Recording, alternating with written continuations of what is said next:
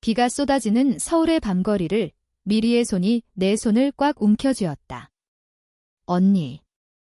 가지마. 그녀의 입술이 떨리며 속삭이듯 움직였지만 그 소리는 내 귀에 닿지 않았다. 미리는 청각장애가 있었다. 태어날 때부터. 그리고 지금 우리 아버지의 진문이 쾅 닫히는 소리가 아직도 귓가에 맴돌았다. 너 같은 애는 우리 집에 필요 없어. 내 엄마가 죽은 후로도 모자라서 이제 너까지. 아버지의 고함이 그 순간만큼은 미리의 세상을 완전히 무너뜨린 듯 했다. 나는 미라였다. 미리의 의붓 언니. 아버지가 재혼한 후 미리의 엄마가 우리 가족에 들어온 지 겨우 5년. 하지만 그 5년은 지옥이었다. 미리의 청각장애는 가족의 수치가 되었고 나는 그 수치를 함께 짊어진 자가 되었다. 그날 밤 우리는 한강변으로 흘러갔다. 비가 미리의 어깨를 적시고 그녀의 얇은 코트가 몸에 달라붙었다. 나는 우산을 들고 있었지만 이미 늦었다. 미리야, 괜찮아. 내가 있잖아. 나는 그녀의 손을 더 세게 잡았다. 미리는 한국 수화로 대답했다. 손가락이 공기 중에서 춤을 추듯 언니, 나버려. 가족이 싫어하잖아. 그 수화는 내 가슴을 파고들었다. 우리는 어렸을 때부터 수화를 배웠다. 아버지의 재혼 후 미리의 엄마가 우리에게 가르쳤다. 이 아이의 세상을 이해하려면 말로만 해서는 안 돼. 하지만 그 이해는 가족의 벽을 무너뜨리지 못했다. 미리의 엄마가 교통사고로 세상을 떠난 후 아버지는 미리를 짐으로 보았다. 그리고 나는 그 짐을 사랑하게 된 죄인이었다. 우리는 한강 다리 아래 벤치에 앉았다. 서울의 불빛이 물결에 반사되어 춤을 췄다. 미리는 무릎을 끌어안고 고개를 숙였다. 나는 그녀의 등을 토닥였다. 집에 가자. 내 오빠네로 인해 오빠는 제주에서 작은 카페를 운영 중이었다. 그는 우리를 받아줄 터였다. 하지만 미리는 고개를 저었다. 아니, 언니. 나 혼자 갈게. 너까지 끌어들이고 싶지 않아. 그녀의 눈에 눈물이 고였다. 나는 그 눈물을 닦아주려 손을 뻗었지만 그 순간 미리의 손이 내 뺨을 스쳤다. 부드럽고 따뜻한 그 접촉이 내 심장을 뛰게 만들었다. 왜일까? 왜 이 순간에 이런 감정이 솟구치는 걸까? 우리는 자매였다. 의붓자매. 하지만 그 의붓이라는 단어가 우리 사이에 얽힌 실타래를 풀어내지 못했다. 그날 이후 우리는 오빠의 카페에서 지냈다. 제주도의 바닷바람이 우리를 감쌌다. 오빠는 아무 말 없이 우리를 받아주었다. 서울 생활이 힘들었지? 여기서 쉬어라. 그는 미리의 청각장애를 이해했다. 오빠는 어렸을 때부터 나와 함께 미리의 수화 연습을 도왔다. 제주의 작은 마을, 하얀 집들이 늘어선 그곳에서 우리는 새로운 삶을 시작하려 했다. 미리는 카페에서 일하기 시작했다. 그녀의 미소는 손님들을 사로잡았다. 청각장애에도 불구하고 미리는 커피를 내리는 솜씨가 예술이었다. 손님들은 그녀의 수화에 호기심을 보였고 나는 그때마다 통역사가 되었다. 이 언니는 미리예요. 커피가 정말 맛있어요. 그런 일상이 우리를 묶어주었다. 하지만 제주에서의 평화는 오래가지 않았다. 서울에서 온 편지가 도착했다. 아버지의 변호사로부터. 미리 씨의 상속권을 박탈합니다. 가족의 명예를 실추시켰으므로 명예? 그게 뭐란 말인가? 미리의 청각장애가 명예를 실추시켰다고? 나는 그 편지를 찢어버리고 싶었다. 미리는 그 편지를 읽지 않았다. 그녀는 수화로 물었다. 언니, 무슨 일? 나는 웃으며 대답했다. 아무것도 아니야. 오빠가 새 메뉴를 만들었대. 하지만 밤이 되면 미리의 악몽이 시작되었다. 그녀는 소리를 들을 수 없지만 꿈속에서 아버지의 고함을 느끼는 듯했다. 몸을 웅크리고 올 때 나는 그녀를 안아주었다. 그 안아줌이 점점 더 깊어졌다. 미리의 머리카락 냄새, 그녀의 체온. 그것이 나를 미치게 만들었다. 한 해가 흘렀다. 제주의 벚꽃이 피는 봄. 우리는 카페 뒤편 정원에서 피크닉을 했다. 미리는 김밥을 싸왔다. 그녀의 손재주가 빛났다. 맛있어. 나는 물었고 미리는 엄지손가락을 치켜들었다. 우리는 웃었다. 그 웃음 속에 무언가 변했다. 미리의 손이 내 손을 잡았다. 이번에는 우연이 아니었다. 언니, 너 좋아해? 그녀의 수화가 떨렸다. 나는 멈칫했다. 심장이 터질 듯했다. 미리야, 우리는 자매잖아. 하지만 내 목소리는 이미 약해져 있었다. 미리는 고개를 저었다. 의붓. 그리고 사랑은 자매가 아니야의 그 순간 제주의 바람이 우리를 감쌌다. 나는 그녀의 입술에 키스했다. 부드럽고 짭짤한 그 맛이 내 영혼을 채웠다. 우리는 아무도 원치 않은 사랑을 시작했다. 그 사랑은 달콤했다. 제주의 해변을 걸으며 미리는 조개 껍데기를 주었다. 나는 그것을 목걸이로 만들어 그녀의 목에 걸어주었다. 이게 우리 비밀. 미리는 웃었다. 하지만 그 비밀은 오래 숨겨지지 않았다. 오빠가 눈치챘다. 미라야, 너희 둘이 이상해. 그는 조심스럽게 물었다. 나는 솔직히 말했다. 오빠, 사랑이야. 미리를 사랑해. 오빠는 한숨을 쉬었다. 한국에서 그런 사랑은 쉽지 않아. 특히 가족이. 그는 미리의 청각장애를 언급하지 않았지만 그 무게는 느껴졌다. 한국 사회는 완벽을 추구했다. 장애는 숨겨야 할 약점, 그리고 동성애는 문제였다. 여름이 왔다. 우리는 서울로 돌아가기로 했다. 미리의 대학 친구들이 졸업 파티를 열었고 그녀는 가고 싶어 했다. 나 혼자 갈게. 미리가 말했다. 하지만 나는 따라갔다. 서울의 번잡함이 우리를 다시 삼켰다. 파티는 강남의 클럽에서 열렸다. 네온 사인이 번쩍이는 그곳에서 미리의 친구들은 그녀를 환영했다. 미리. 오랜만. 하지만 그 환영 속에 우리 사랑의 그림자가 드리웠다. 한 친구가 물었다. 미리, 그 옆에 있는 사람 누구야? 언니, 나는 미라라고 소개했다. 미리는 수화로 웃으며 대답했다. 하지만 술이 돌자 분위기가 변했다. 얘야, 미리 너 청각장애 때문에 서울 왔어? 제주에서 숨어 사는 거 아니야? 누군가의 농담이 미리의 얼굴을 창백하게 만들었다. 그날 밤 클럽 밖에서 우리는 싸웠다.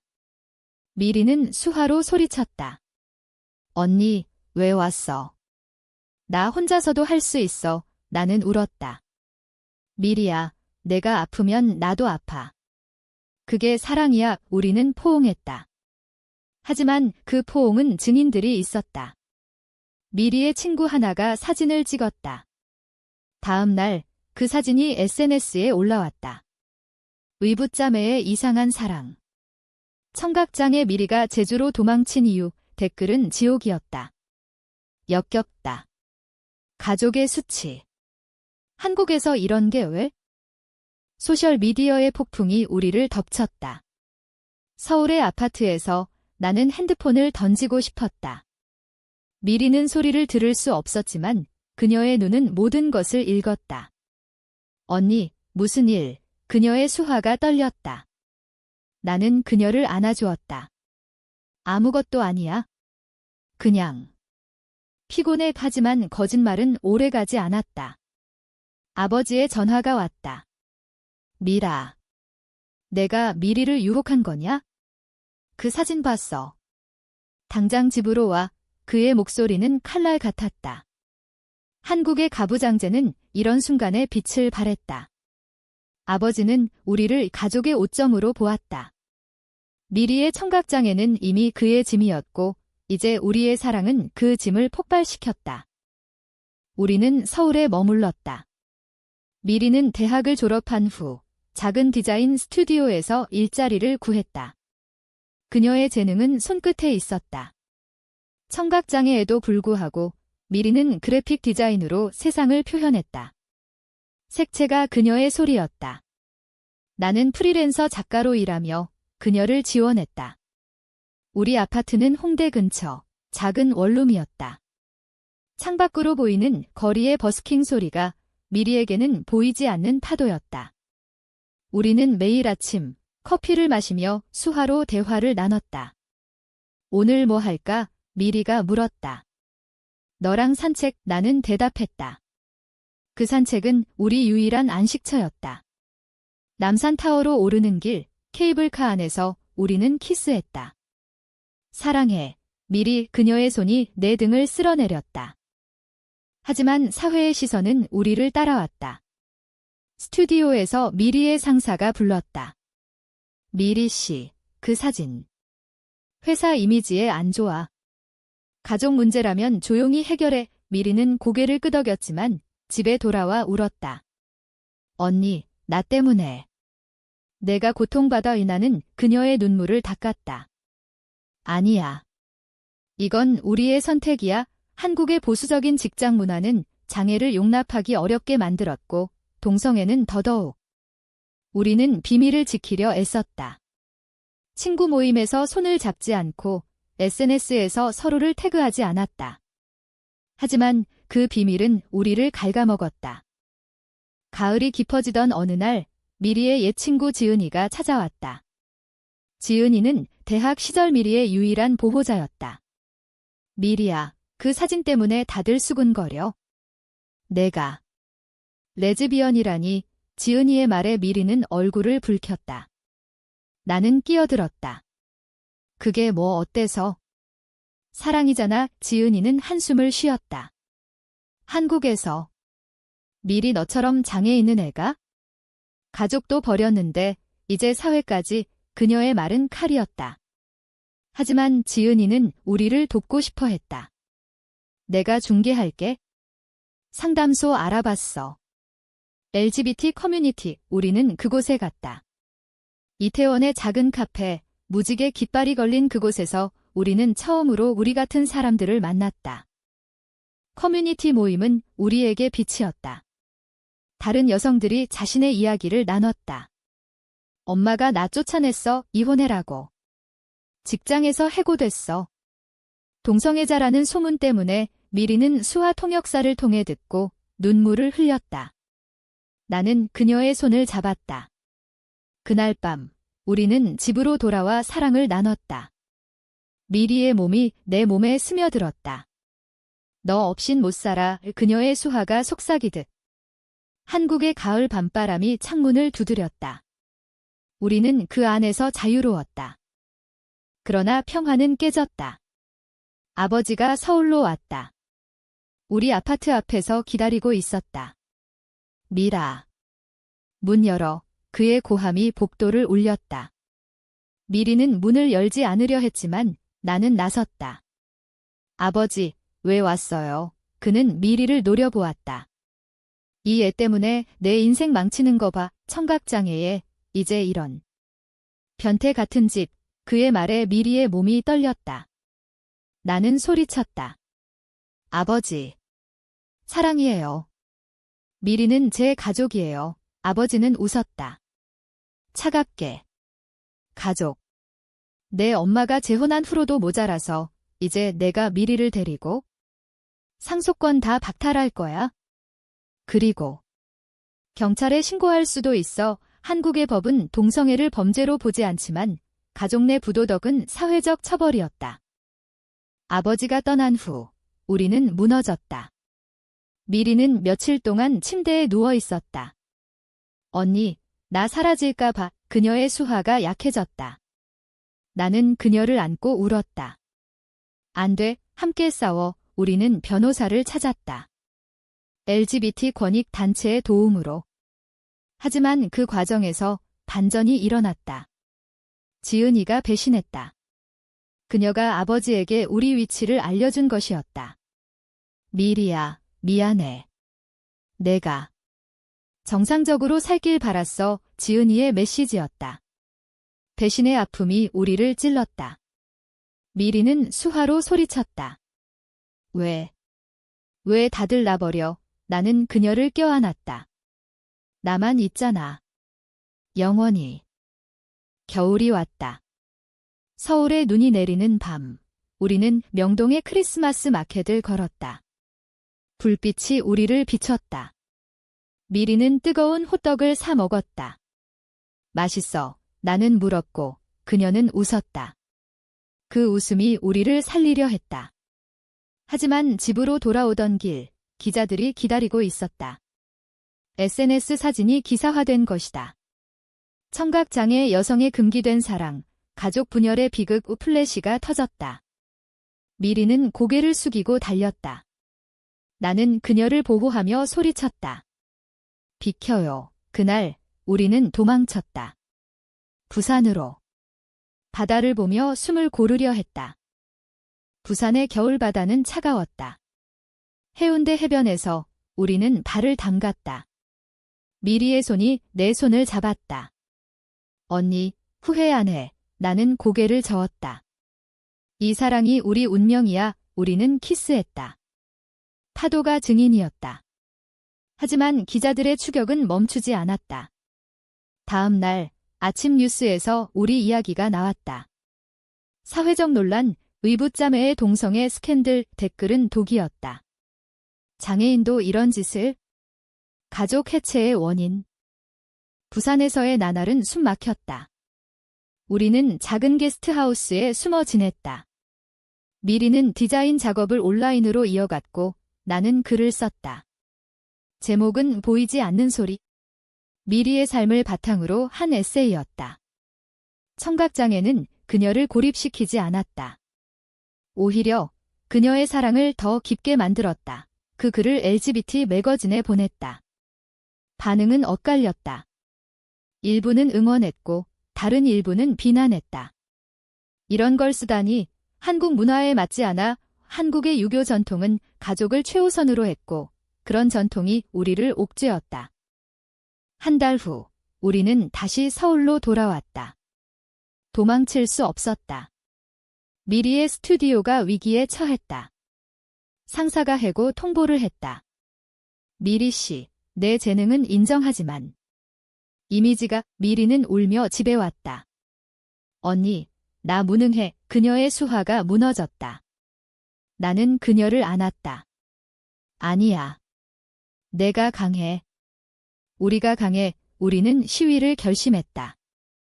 LGBT 단체와 함께 광화문 광장에서 무지개 깃발을 들고 섰다. 미리는 수화로 연설했다. 통역사가 옆에서 번역했다. 나는 청각 장애인입니다. 그리고 레즈비언입니다. 가족이 나를 버렸지만 사랑은 나를 살렸습니다. 군중이 박수를 쳤다. 하지만 반대자들도 있었다. 돌아가라. 한국을 더럽히지 마. 돌이 날아왔다. 미리의 어깨에 스쳤다. 키가 배어 나왔다. 나는 그녀를 보호하며 소리쳤다. 멈춰요. 그날의 상처는 깊었다. 병원에서 미리는 수술을 받았다. 작은 상처였지만 그녀의 마음은 찢어졌다. 언니, 왜 나 때문에? 나는 그녀의 손을 잡았다. 이게 우리 싸움의 일부야. 병원 창밖으로 보이는 서울의 스카이라인이 우리 고독을 증폭시켰다. 한국의 겨울은 춥고 사회는 더 차가웠다. 하지만 그 병원에서 미리의 친구, 진짜 친구가 찾아왔다. 대학 동아리 후배 수진이었다.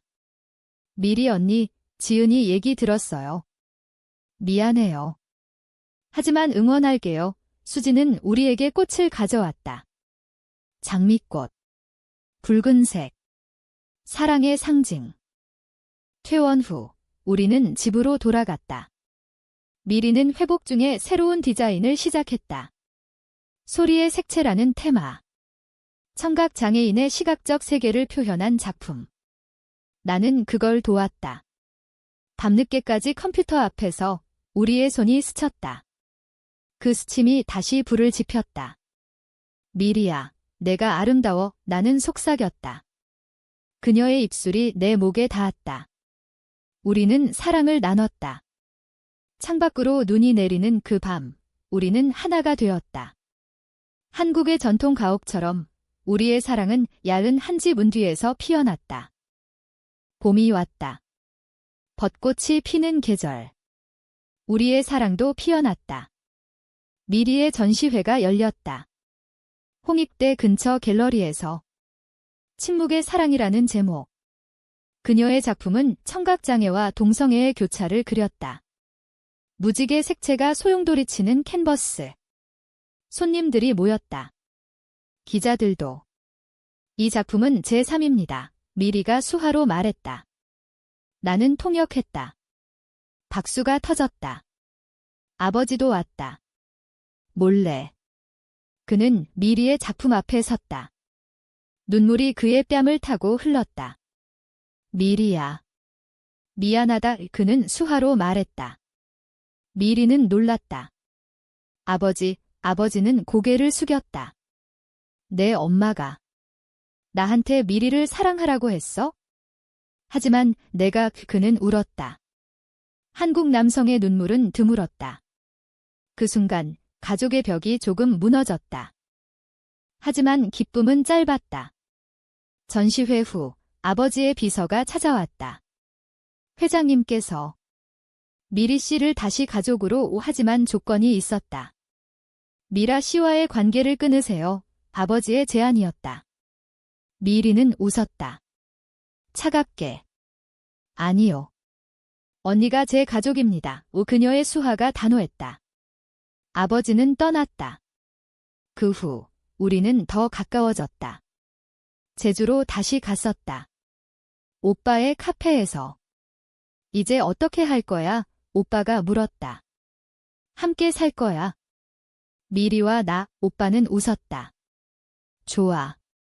내 카페에 방 하나 더 지을게. 여름, 우리는 결혼식을 올렸다. 비공식적으로. LGBT 커뮤니티에서.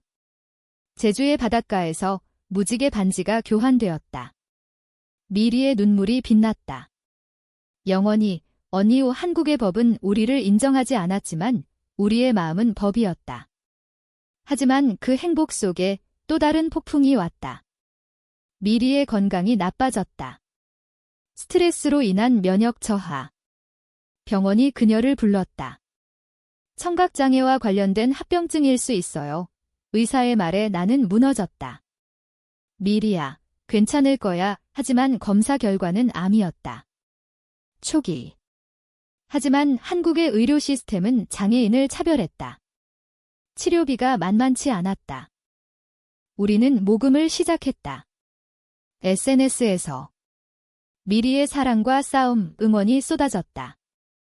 하지만 반대도. 자업자득 지은이가 다시 연락했다. 미리야, 미안. 이제 도울게. 그녀의 속죄였다. 배신의 상처가 아물기 시작했다. 미리는 치료를 받았다. 화학요법. 그녀의 머리카락이 빠졌다. 나는 그녀의 머리를 만졌다. 아름다워. 미리는 웃었다. 언니 덕분에. 치료의 나날은 고통이었다. 병원 복도에서 나는 미리의 손을 잡고 기다렸다. 한국의 병원은 효율적이었지만 장애인 시설은 미흡했다. 수화 통역사가 부족해 미리는 종이에 적어 의사와 소통했다. 통증이 심해요. 그녀의 글씨가 떨렸다. 나는 그녀를 위해 매일 국화차를 끓여 가져갔다. 이게 내 힘줄 거야. 미리는 마시며 웃었다. 우리의 사랑은 그 고통 속에서 더 단단해졌다. 밤의 병실에서 우리는 속삭였다. 살아남을 거야. 우리 둘이. 가을이 다시 왔다. 미리의 치료가 끝났다. 완치. 의사가 말했다. 기적이에요. 하지만 그 기적은 우리 노력의 결과였다. 모금으로 모인 돈, 커뮤니티의 지지. 아버지도 은밀히 도왔다. 미리야, 건강 챙겨. 그의 메시지였다. 가족의 화해는 조용했다. 한국식으로. 그는 우리를 완전히 인정하지 않았지만 적어도 미리를 딸로 보았다. 미리의 청각장애는 여전했지만 이제 그것은 그녀의 강점이었다. 그녀의 디자인은 전국 전시회에 초대되었다. 침묵의 목소리, 제목처럼. 우리는 새 집을 구했다. 인천의 작은 아파트. 바다가 보이는 곳, 미리는 창가에 작업실을 만들었다. 나는 책을 썼다. 버림받은 사랑의 노래, 베스트셀러가 되었다. 인터뷰에서 나는 말했다. 한국 사회는 변해야 해요. 장애와 사랑은 수치가 아니에요. 미디어는 우리를 희망의 아이콘으로 불렀다. 하지만 여전한 비난도 있었다. 서구 문화의 산물, 보수 언론이 썼다. 우리는 개의치 않았다. 우리의 삶은 우리 것이었다. 겨울, 크리스마스. 우리는 한강에서 스케이트를 탔다. 미리는 균형을 잃을 뻔했지만 내가 잡아주었다. 언니, 그녀의 수화가 웃음으로 가득했다. 불꽃놀이가 터졌다. 서울의 하늘이 빛났다.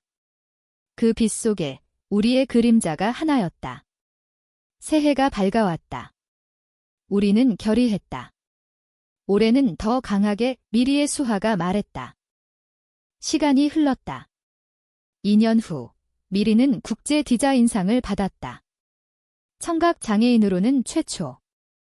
시상식에서 그녀는 수화로 연설했다. 이 상은 제 사랑, 미라 언니에게 바칩니다. 그녀가 제 소리였어요. 전 세계가 박수를 쳤다. 아버지가 객석에 앉아 있었다. 눈물을 훔치며. 집으로 돌아오는 길, 그는 말했다. 미라야, 미리야. 미안했다. 우리는 안아주었다. 가족은 완벽하지 않았다. 하지만 치유되었다. 우리의 사랑은 아무도 원치 않았지만 모두가 필요로 하는 것이었다. 한국의 바쁜 거리에서 우리는 손을 잡고 걸었다. 미리의 청각장애는 더 이상 장애가 아니었다. 그것은 그녀의 언어. 우리의 사랑은 금기에서 자유로웠다. 제주의 벚꽃 아래 우리는 다시 피크닉을 했다. 영원히 나는 속삭였다. 미리는 키스했다. 바람이 속삭였다. 영원히. 그리고 우리는 살았다. 사랑으로. 한국의 봄처럼 부드럽고 강하게.